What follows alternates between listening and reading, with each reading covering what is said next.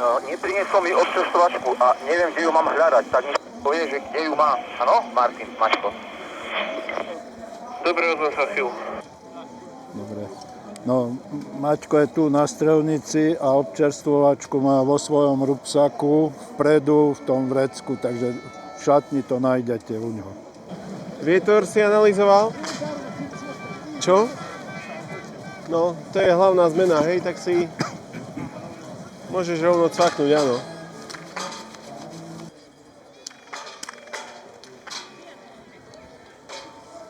Trochu vľavo. Piatá asi bola potiahnutá. Cvakni ešte dva. Dva doprava. Výborne si tam. Mierny vietor doľava. Jakub, prestreľ prostredný a prvý zľava si necháme finish, hej? Vyrovnať sa s poveternostnými podmienkami, to je vietor nám pôsobí. Včera treba fúkal zľava, dneska sprava, čiže s tým sa musíme vysporiadať.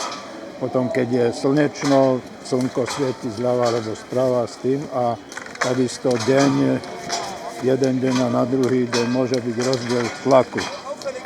Tretie je potiahnutá doprava, máš kľudne jeden doľava, keby si dal, alebo si necháme, máš na silnejší. Daj na slabšie, daj jeden doľava, hej?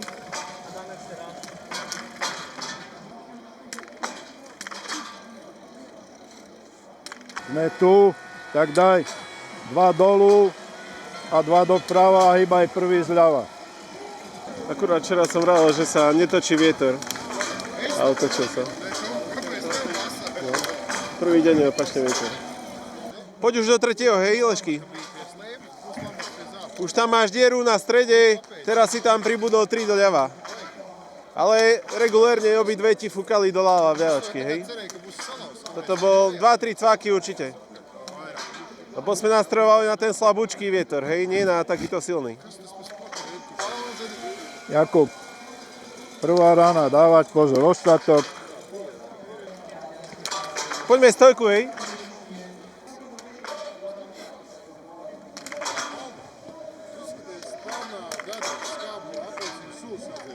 Áno, máme na strone.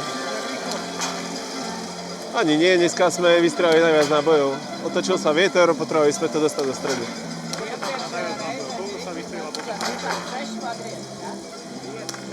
...20 si nechával na preteky, 5 na hradných, takže vystrelal presne 55 nábojov.